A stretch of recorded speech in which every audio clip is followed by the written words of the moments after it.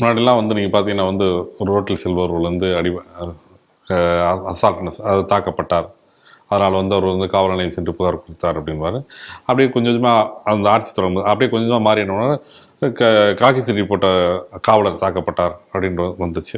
இப்போ அதுக்கடுத்து வந்து காவலர்கள் தாக்கப்பட்டார்கள், பெண் காவலர்கள் தாக்கப்பட்டார்கள் அப்படின்னு போய் இப்போ காவல் நிலையத்தில் போய் வந்து காவலரை மிரட்டினார்களுக்கெல்லாம் சொல்லி வந்து செய்தி. இதெல்லாம் ஒரு பக்கம் முடிவு வந்து இந்த செய்தியின் வளர்ச்சி அடுத்து என்ன போயிருக்குன்னா வந்து ஒரு காவல் நிலையத்தை சூறையாடிட்டோம் அப்படின்ற செய்தி வரைக்கும் வளர்ந்துருக்கு. எங்கன்னு பார்த்தீங்கன்னா மதுரை மாவட்டம் Peraiyur taluka V Sathirapatti police station. இங்கே ஏட்டு பால்பாண்டி மட்டுமே அந்த நைட் டியூட்டியில் இருந்திருக்காரு. அப்போ டியூட்டியில் இருந்தபோது பிரபாரன் மட்டும் அவர் நண்பர்களோடு சேர்ந்து என்ன பண்ணியிருக்காருன்னா, நான் இல்லாத போது எப்படி என் வீட்டுக்கு விசாரணைக்கு வரலான்னு சொல்லிட்டு அங்கே இருக்க ஸ்டேஷனில் சூறையாடி இருக்கார்.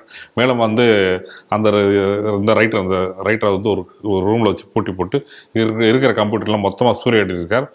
கிட்டத்தட்ட வந்து அந்த ரைட்டர் வந்து எவ்வளோ நேரம் முடங்கியிருக்காருன்னு பார்த்தீங்கன்னா அதோட ஒரு மாதம் 5 மணி நேரம் அவர் அங்கேயே முடங்கியிருக்கார். அது வரைக்கும் அந்த ஸ்டேஷன் வந்து எந்த அளவுக்கு பாதுகாப்பு உட்பட்டுருக்குன்றது பார்த்துக்கங்க. சரி, இப்போ இந்த பிரபாரன் வந்து நீங்கள் வந்து அதுக்கப்புறம் இருக்காங்க, இந்த பிரபாரன் வந்து அவங்களை பற்றி தேடி விசாரிச்சிருக்காங்க. பிரபாரன் மேலே ஏற்கனவே 3 கொலை வழக்கு இருக்குது, குண்டர் சட்டத்தில் கைது பண்ணியிருக்கார். சமீபத்தில் ஜாமீனில் வெளியே வந்திருக்கார். வெளியே வந்தவர் வந்து ஸ்டேஷனை வந்து ஒரு சூறையாடிருக்கார் அப்படின்னு சொல்லியிருக்காங்க. மேலும் தலைமுறையாக இருக்க பிரபாரனை மட்டும் அவர் நண்பர்களை வந்து தேடுவதற்காக தனிப்படை அமைப்பதாக வந்து எஸ்பி சொல்லியிருக்கார். இந்த செய்தி எப்படி பார்க்குறீங்க? காவலர்கள் மீது தாக்குதல் அப்படிங்கிறது இது முதல் முறையாக இல்லை. இந்த ஆட்சி வருவதற்கு முன்னாடியே உதயநிதி சொன்னது உங்களுக்கெல்லாம் நினைவிருக்கிறதா அப்படின்னு எனக்கு தெரியல.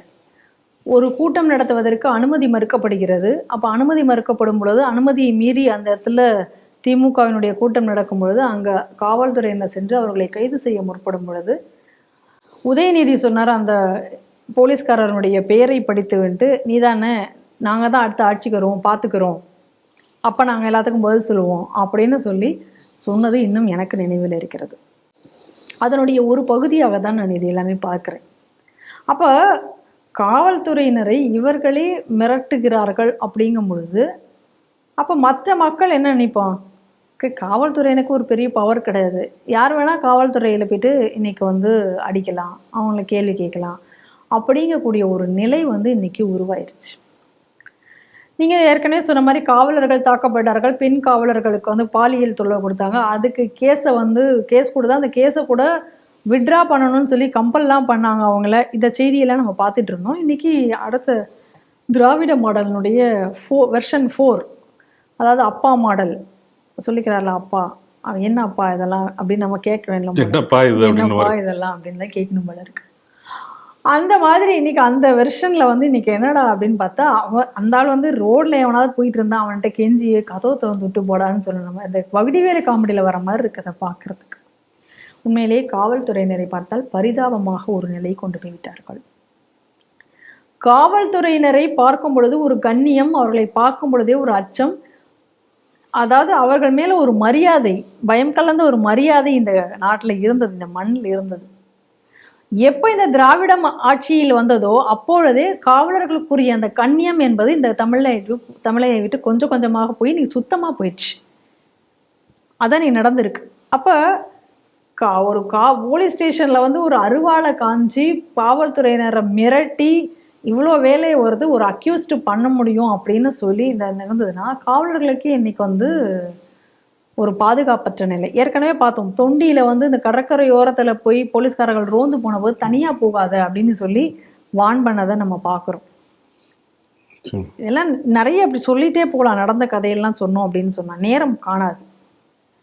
அப்போ காவல்துறையினருக்கே இந்த தமிழகத்தில் இன்னைக்கு பாதுகாப்பு இல்லை. இதில் நாங்கள் வந்து சட்டம் ஒழுங்கு இங்கே சரியாக இருக்கிறது, இங்கே அமைதி பூங்காவாக இருக்கிறது அப்படின்னு இவர் சொல்லிட்டு இருக்கிறது யாருங்க நம்புவாங்க? கேட்டாச்சு அப்படின்னு சொன்னால் அங்கொன்றும் இங்கொன்றுமாக நடக்கக்கூடிய செய்திகளை வைத்து இவங்க வந்து ஒரு ஊதாகரமாக செயல்படுத்துகிறார்கள் அப்படின்னு சொல்லிடுறாரு. பத்தாக்குறைக்கு இப்போ வந்து டிஜிபி வச்சு ஒரு பேட்டி வேற எடுத்து அந்த பேட்டி வேற இவர் வந்து பாப்புலரைஸ் பண்ணிட்டு இருக்கார். அதாவது பெண்கள் மீதான குற்றங்கள் குறைந்தது என்சிஆர்பி டேட்டா பிரகாரம் தமிழகத்தில் தான் குறைந்திருக்கிறதுன்னு ஒரு விஷயத்தை வேற போட்டுட்டு இருக்கார். ஆனால் செய்தி பல பேர் சொல்றது இல்லை, நம்மளுமே பார்க்குறோம், எத்தனை கேஸ்கள் முறையாக பதியப்பட்டிருக்கின்றன என்ற கேள்வி நமக்கு அது ஒரு பக்கம் நமக்கு எழதான் செய்கிறது. இந்த போக்சோ சட்டத்தின் கீழே எத்தனை கேஸ்கள் முறையாக பதியப்பட்டிருக்கு, எத்தனை கேஸ்கள் தள்ளிவிடப்படுகின்றன அப்படிங்கிறதையும் நம்ம தொடர்ந்து நம்ம பார்த்துட்டு தான் இருக்கோம். எத்தனை பேர் அந்த கேஸ் பதிவறதுக்காகவே போராட வேண்டிய, இப்போ கூட சமீபத்தில் திமுக இளைஞர் அணியைச் சேர்ந்த ஒருவன் தன்னை கல்யாணம் செஞ்சுட்டான், என்னை ஏமாச்சு அப்படின்னு சொல்லி ஒரு துலுக்க பெண் கூட வந்து ஒரு பெரிய போராட்டம் நடத்தி கொண்டிருந்ததை நம்ம பார்க்குறோம், கைது செய்யலை அப்படின்னு சொல்லிட்டு. சினிமா நிறைய பார்க்குறோம். அப்போ அந்த வழக்குகள் எல்லாம் இந்த லிஸ்ட்டில் மிஸ் ஆகுதா? அப்போ அந்த நம்பர் குறையுதா? இந்த கேள்வியெல்லாம் நமக்கு டிஜிபி அவர் மேலே வந்து வழக்கு பதிவு நீண்ட போராட்டத்துக்கு பிறகுதான் வழக்கு பதிஞ்சாங்க. ஞானசேகரன் யார் அந்த சாருக்கு இப்போ வரைக்கும் விட கிடைக்கல. அவருக்கும் கூட வந்து நீதிமன்ற முறையிட்ட பிறகுதான் இந்த வழக்கம் எடுக்கப்பட்டது. இப்படி பார்க்குறோம். இந்த மாதிரி போராட முடியாமல் எத்தனை பேர் அதுல இருந்து விலகி போனார்கள் என்ற லிஸ்டெல்லாம் நம்ம பார்க்க வேண்டியிருக்கு. அதனால இந்த டேட்டாவையோ இல்லை இப்போ இவரை வச்சு இவர் வந்து இப்போ சொல்றதுக்காக எதுக்காக இப்போ அவரை வச்சு இவர் வந்து ஒரு பேட்டி எடுத்து ஒரு போடணும்? ஸோ இதெல்லாம் ஒரு ஒரு எக்ஸசைஸ், ஒரு அட்வர்டைஸ்மெண்ட் எக்ஸசைஸ். அதுக்கு டிஜிபியை வந்து இவங்க பயன்படுத்துகிறாங்க. அப்படிதான் அதை நம்ம பார்க்க வேண்டியிருக்கு, சுற்றி நடக்கக்கூடிய நிகழ்வுகளை எல்லாம் வச்சு பார்க்கும்போது. அப்போ காவல்துறையினரை இன்னைக்கு வந்து இவங்களுடைய கைப்பாவையாக மாற்றிக்கொண்டு இன்னைக்கு அவர்களுக்கே வந்து ஒரு பாதுகாப்பு இல்லாத நிலை உருவாக்கிய நேரத்தில் இன்னைக்கு காவல்துறையினரை காக்க வேண்டியது அப்படிங்கிறது இன்னைக்கு மக்களாகிய நம்மளுடைய கடமையும் கூட. ஏன்னா நம்மை பாதுகாக்கத்தான் இன்னைக்கு இந்த காவல்துறை இருக்கிறது. நம்மை பாதுகாக்க காவல்துறையினரும் எவ்வளவோ தியாகங்களை வந்து செய்து கொண்டுதான் இருக்கிறார்கள்.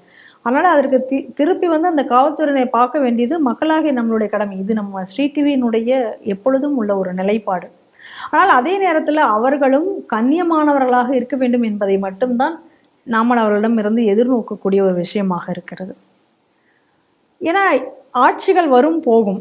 இன்னைக்கு ஏடிஎம்கே இருக்கும், நாளைக்கு இன்னைக்கு டிஎம்கே இருக்கும், நாளைக்கு ஏடிஎம்கே இருக்கும், இல்லை நாளைக்கு பிஜேபி வரும், வேறு எந்த ஆட்சிகள் வேணாலும் இங்கே வந்துட்டு போகும். ஆனால் இதில் நிலையாக இங்கே இருந்து இதை சட்டம் ஒழுங்கை பேணுபவர்கள் அப்படிங்கக்கூடியது அந்த பொறுப்பு என்பது மக்களை பாதுகாக்க வேண்டும் என்ற பொறுப்பு என்பது காவல்துறையினரை தான் சாரும். அதனால் காவல்துறையினரும் சில பொறுப்புகளை உணர வேண்டும். அதிகாரிகள் அவர்கள் வந்து இந்த அரசியல்வாதிகளுக்காக அவர்களுடைய ஒரு இதில் போய் சுழன்று கொண்டு அவர்களை தாஜா பிடிப்பதற்காக கீழே உள்ள காவலர்களை எல்லாம் பலி கொடுக்கறது அப்படிங்கக்கூடிய அந்த நிலையெல்லாம் வந்து மாற வேண்டும். அவர்களும் இதை உணர வேண்டும். அப்போதான் இந்த காவல்துறை மேலே இருக்கக்கூடிய கண்ணியம் வந்து மக்களுக்கும் வந்து அது வந்து அதிகரிக்குமே தவிர, இல்லை என்றால் அவர்கள் மேலே மக்களுக்கு உள்ள நம்பிக்கை போய்விடும், அந்த கண்ணியமும் குறைந்துவிடும். ஆனால் நமக்கு இதில் கடைசியாக நம்ம கேட்க வேண்டிய ஒரு கேள்வி என்ன இருக்குது அப்படின்னு சொன்னால், இந்த துறை என்பது சட்டம் ஒழுங்கு துறை என்பது யாருடைய கீழே வருது? இன்னைக்கு முதல்வரினுடைய கீழே வருது. எல்லாத்துக்கும் போயிட்டு அடுத்த எதிர்கட்சிகள் எடுத்து இப்போ மணிப்பூரில் வயலன்ஸ்னா அமித்ஷா ராஜினாமா பண்ணு, மோடி ராஜினாமா பண்ணு அப்படின்னு இங்கேருந்து சொல்லி கொண்டிருக்கக்கூடியவர்கள் இப்போ ஏன் ஸ்டாலின் ராஜினாமா பண்ணக்கூடாது? ஏன்னா தொடர்ந்து அவருடைய துறையில் வந்து இது போல் பிரச்சனைகள் தான் வந்துட்டு இருக்கு. ஏன்னா இவர் சொல்கிற அந்த அங்கொன்றும் இங்கொன்றும் லிஸ்ட்டை போட்டாலே அது ஒரு பெரிய லிஸ்ட்டாக வந்துடும் போல இருக்கு. இவர் எங்கென்று தெரியல, இவர் எங்கென்று சொல்கிறதுன்னு தெரியல. இன்னும் பல இடங்களில் பார்த்தீங்க அப்படின்னு சொன்னால் வெளியில் வந்து சொல்லக்கூடிய நிலையில் அந்த மக்கள் இல்லை. ஏன்னா அவர்களுக்கு ஏதாவது நாளைக்கு வருங்கிற அச்சத்தில் அவங்க வந்து சொல்கிறது இல்லை. அந்த மாதிரி ஒரு வீடியோ வந்தது, அதுக்கு ஒரு சாம்பிள் வந்து ஒரே ஒரு வீடியோ வந்தது. போலீஸ்காரங்கிட்ட போய் போதை பற்றி கம்ப்ளைண்ட் கொடுத்தா நீ வீட்டை காலி பண்ணிட்டு போ அப்படின்னு. ஏன் போலீஸ்காரங்க அப்படி சொல்கிறாங்கன்னா இந்த மாதிரியான ஒரு சூழ்நிலை அவனுக்கு வரும். அவனுக்கே பாதுகாப்பு இல்லை, அப்போ அவர் எங்கே போய் கம்ப்ளைண்ட் வாங்குறது, எங்கே போய் அவரை போய் பிடிக்கிறது? ஸோ இதுதான் இன்றைய தமிழகத்தினுடைய நிலை. அதனால் இதையெல்லாம் ஏற்று ஸ்டாலின் அவர்கள் உடனடியாக ராஜினாமா செய்ய வேண்டும்.